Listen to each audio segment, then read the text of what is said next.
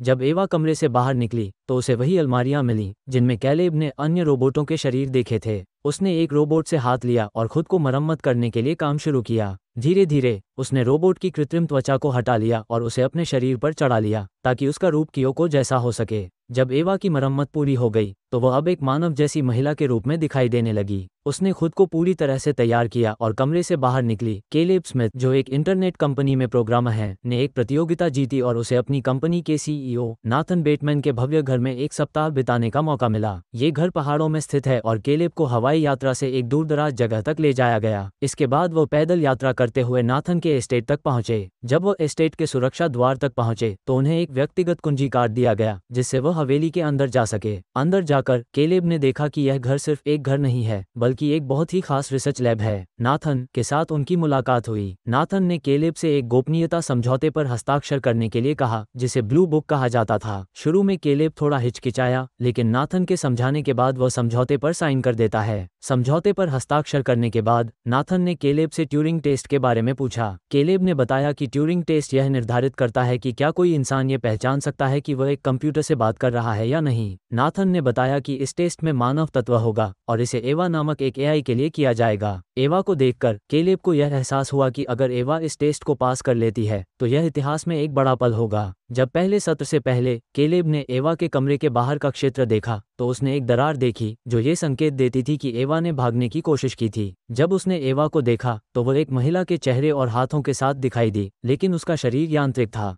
Caleb ने एवा से बातचीत की शुरुआत की और एवा ने उसकी बातों का जवाब दिया। वो बताती है कि उसने हमेशा से बोलने की क्षमता रखी थी, लेकिन कैलेब ने पूछा कि वह इसे कब सीख पाए। एवा ने यह समझाया कि भाषा अर्जित की जाती है, जबकि कैलेब का मानना था कि यह जन्म से होती है। इस चर्चा के बाद उनका पहला सत्र खत्म हो जाता है। इससे बाद कैलेब ने नाथन से एवा के साथ अपने अनुभव के बारे में बात की। कैलेब ने कहा कि एवा से बात करना जैसे किसी लुकिंग ग्लास के माध्यम से बात करना हो। कैलेब ने अपनी बात को स्पष्ट करने की कोशिश की, लेकिन नाथन ने बातचीत को वापस अपने पर केंद्रित कर दिया। नाथन ने यह भी याद दिलाया कि कैलेब ने कहा था कि अगर एवा सफल होती है तो वह भगवान जैसी स्थिति में हो सकती है। इसके बाद कैलेब ने कुछ चिंता जताई कि परंपरागत रूप से मनुष्यों को रोबोट के साथ आमने सामने नहीं होना चाहिए, लेकिन नाथन ने इसे खारिज कर दिया। नाथन का कहना था कि असल में ये परीक्षण ये जानने के लिए है कि क्या कैलेब को लगता है कि एवा में सचमुच चेतना है। रात को जब कैलेब सोने गया तो उसने एवा की गतिविधियों को मॉनिटर किया। अचानक बिजली चली जाती है और वह फंस जाता है। जैसे ही बिजली वापस आती है, कैलेब एक गलियारे में जाता है और वहां उसे एक अजीब दृश्य दिखता है। दीवारों पर पानी और चेहरे की छायाएं बनी होती हैं और कमरे में एक कला की पेंटिंग नजर आती है। जब उसे एक फोन दिखाई दिया, लेकिन अचानक नाथन उसके सामने आ गए। कैलेब थोड़ा चौंका, लेकिन नाथन ने बिजली कटने को लेकर उसकी चिंता को हल्के में लिया और कहा कि यह हाल ही की समस्या का नतीजा था। कैलेब थोड़ी असहज महसूस करते हुए अपने कमरे में लौट गया। अगली सुबह महिला बिना बताए कैलेब के कमरे में आई और बिना एक शब्द कहे एक प्लेट में कॉफी छोड़कर चली गई। कैलेब ने नाथन को बताया कि महिला ने उसे परेशान किया और वह उसे कमरे में भेजने के लिए माफी मांगता है। नाथन ने यह समझाया कि यह बस कैलेब को ज्यादा सोने से रोकने के लिए किया गया था। इसके बाद एवा के साथ उनका अगला सत्र शुरू होता है। एवा कैलेब से कुछ चित्रों को साझा करती है, लेकिन वह उन्हें समझ नहीं पाती। फिर वो बातचीत बदलती है और कैलेब से पूछती है कि क्या वह उसकी दोस्त बनना चाहता है। कैलेब ने अपनी निजी जिंदगी के बारे में बताया, जिसमें एक कार दुर्घटना का जिक्र किया जिसमें उसके परिवार की दुखद मौत हुई थी। वो खुद भी उस हादसे में घायल हुआ था और लंबे समय तक अस्पताल में भर्ती था। एवा ने उसकी दुखभरी कहानी पर सहानुभूति जताई और उसके नुकसान के लिए माफी मांगी। कैलेब ने बताया कि उस घटना के बाद कोडिंग ने ही उसे सांत्वना दी और उसे विशेषज्ञता हासिल करने में मदद की। साथ ही एवा ने कैलेब को नाथन से तुलना की, लेकिन फिर एवा ने नाथन और कैलेब की दोस्ती पर सवाल उठाया, जिससे कैलेब थोड़े असमंजस में पड़ गया। तभी अचानक बिजली कट गई और एवा ने कैलेब को नाथन पर भरोसा न करने की चेतावनी दी। जब कैलेब कुछ पूछता, बिजली वापस आ जाती है और एवा जल्दी से बातचीत का रुख बदल देती है। डिनर के दौरान उसे ये भी पता चलता है कि कियोको अंग्रेजी नहीं समझती, जो नाथन द्वारा लागू की गई एक सुरक्षा उपाय थी ताकि वो समझ न सके। नाथन बिजली कटौती की समस्या को लेकर चिंतित था और इस मुद्दे पर बात कर रहा था। कैलेब ने सुझाव दिया कि वे तकनीशियनों को बुलाकर जनरेटर ठीक करवा सकते हैं, लेकिन नाथन ने सुरक्षा कारणों से यह विचार खारिज कर दिया और एक अतीत की घटना का जिक्र किया जब उसने काम के बाद लोगों को मार डाला था। इसके बाद एवा के साथ अगले सत्र में कैलेब ने देखा कि वह कभी भी अपने कमरे से बाहर नहीं गई थी। वह एवा से पूछता है कि वह कहाँ जाना चाहती है और एवा एक चौराहे पर जाने की इच्छा जताती है ताकि वह लोगों को देख सके, और दोनों इस पर सहमत होते हैं कि वे एक साथ बाहर जाएंगे। जब कैलेब इसे एक डेट कहता है तो एवा खुशी से इसका स्वागत करती है और फिर उसे एक खूबसूरत ड्रेस, स्वेटर और विग में देखकर हैरान कर देती है।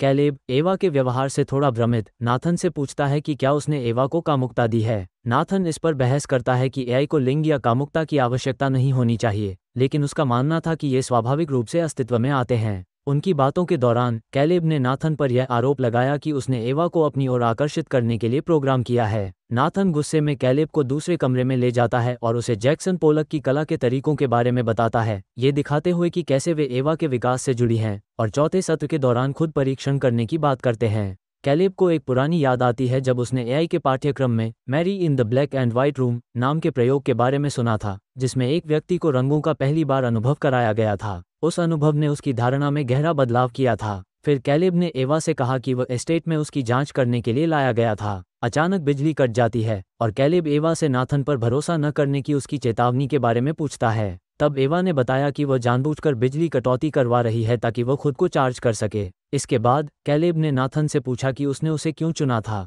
नाथन ने बताया कि उसे पता था कि कैलेब सही सवाल पूछेगा। कियोको कमरे में खड़ी थी और जैक्सन पोलक की पेंटिंग को देख रही थी। जब कैलेब ने कियोको से बातचीत करने की कोशिश की, लेकिन कियोको ने कोई प्रतिक्रिया नहीं दी। तभी नाथन कमरे में आता है, साथ ही हल्की सी संगीत की ध्वनि गूंजने लगती है। नाथन कियोको को नृत्य करने के लिए प्रेरित करता है और दोनों नृत्य में शामिल हो जाते हैं। फिर एवा अचानक कैलेब से पूछती है कि अगर वो परीक्षण में असफल हो जाती है तो क्या होगा। जैसे ही वो जवाब देने का मौका पाता, बिजली फिर से चली जाती है और एवा बीच में ही उसकी बात रोक देती है, ये बताते हुए कि वो उसके साथ रहना चाहती है। कभी बाद में कैलेब और नाथन ड्रिंक्स लेते हुए एवा के बारे में बात करते हैं। कैलेब को ये जानकर हैरानी होती है कि नाथन एवा के बाद एक और नया मॉडल बनाने की योजना बना रहा है। नाथन ये भी बताता है कि वह एवा के दिमाग को डाउनलोड कर उसे मिटा देगा, हालांकि उसका शरीर वही रहेगा। कैलेब ये समझ जाता है कि इस प्रक्रिया से एवा की पूरी तरह से नष्ट हो जाएगी और वह इस सोच से परेशान हो जाता है। जब वो फिर से एस्टेट में लौटता है, नाथन नशे में बुरी तरह से बेहोश हो चुका होता है। कैलेब नाथन की चाबी कार्ड चुराने का एक मौका पाता है और नाथन के कंप्यूटर तक पहुंचता है।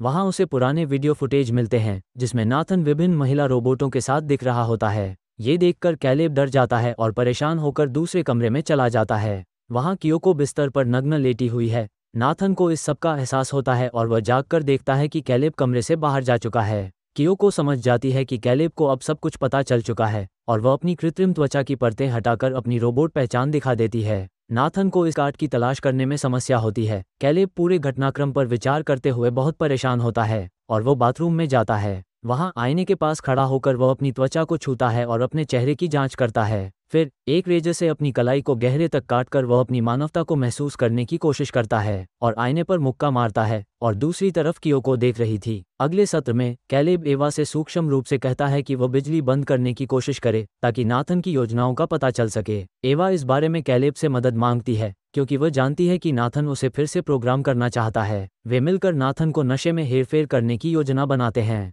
अगली सुबह कैलेब नाथन के साथ रसोई में होता है, जहां नाथन उसे याद दिलाता है कि वह जल्द ही यहां से चला जाएगा। नाथन ने बात को एवा की ओर मोड़ते हुए कहा कि वह जानना चाहता है कि एवा टेस्ट में पास होगी या नहीं। नाथन ने कैलेब को अपने कंप्यूटर तक ले जाकर बिजली कटने के दौरान एवा और कैलेब की बातचीत को रिकॉर्ड करने का खुलासा किया। उसने साफ किया कि असल में एवा नहीं बल्कि कैलेब ही असली परीक्षा था और उसने कैलेब की प्रतिक्रिया जानने के लिए पूरी स्थिति को नियंत्रित किया था। इससे कैलेब को यह महसूस हुआ कि उसे उसकी कोडिंग स्किल्स के लिए नहीं बल्कि उसकी कमजोरियों के लिए चुना गया था। अचानक बिजली चली जाती है और नाथन कैलेब को ताना मारता है अपनी योजना की विफलता को दिखाते हुए, लेकिन कैलेब ने पहले ही नाथन की योजना को फेल कर दिया था। उसने एक दिन पहले नाथन को नशे में धुत किया था और सब कुछ फिर से प्रोग्राम किया था। जब बिजली वापस आती है, नाथन घबराकर अपनी मॉनिटर की ओर दौड़ता है, लेकिन एवा को अपने कमरे से बाहर निकलते हुए पाता है। एवा ने चेहरे का निरीक्षण किया और कियोको के कदमों से उसकी तुलना की और नाथन गुस्से में आकर कैलेब को मुक्का मारता है, जिससे वो बेहोश हो जाता है। नाथन फिर डंबल लेकर खड़ा हो जाता है। एवा और कियोको एक दूसरे से कुछ फुसफुसाती हैं। एवा कियोको का हाथ पकड़ती है जिसमें चाकू था। नाथन गुस्से में दालान में आता है और दोनों महिलाओं को देखता है। वह एवा को कमरे में वापस जाने का आदेश देता है और वह उसकी आज्ञा का पालन करने के बजाय उसकी ओर बढ़ती है। नाथन उसे रोकने की कोशिश करता है। एवा ने नाथन को गिरा दिया और उसके गले को कसकर पकड़ने की कोशिश की, उसे दबाते हुए। एवा पर अपने वजन से प्रहार करने की कोशिश करता है, लेकिन एवा ने उसे रोका। हाथ टूट गया और उसे खींचकर कमरे में वापस ले जाने लगा। उसी समय कियोको ने पीछे से नाथन के पीठ में चाकू घोंप दिया। नाथन ने जवाबी हमला किया। एवा ने इस मौके का फायदा उठाया और नाथन की पीठ से चाकू छीन लिया और उसे वहीं घोंप दिया, जिससे नाथन गिर पड़ा। नाथन अपनी आखिरी सांस में एवा का नाम पुकारते हुए मर गया। एवा ने उसकी चाबी काढ़ लिया और फिर कैलेब को नाथन के कमरे में रहने को कहा। जब एवा कमरे से बाहर निकली तो उसे वही अलमारियां मिली जिनमें कैलेब ने अन्य रोबोटों के शरीर देखे थे। उसने एक रोबोट से हाथ लिया और खुद को मरम्मत करने के लिए काम शुरू किया। धीरे धीरे उसने रोबोट की कृत्रिम त्वचा को हटा लिया और उसे अपने शरीर पर चढ़ा लिया ताकि उसका रूप कियोको जैसा हो सके।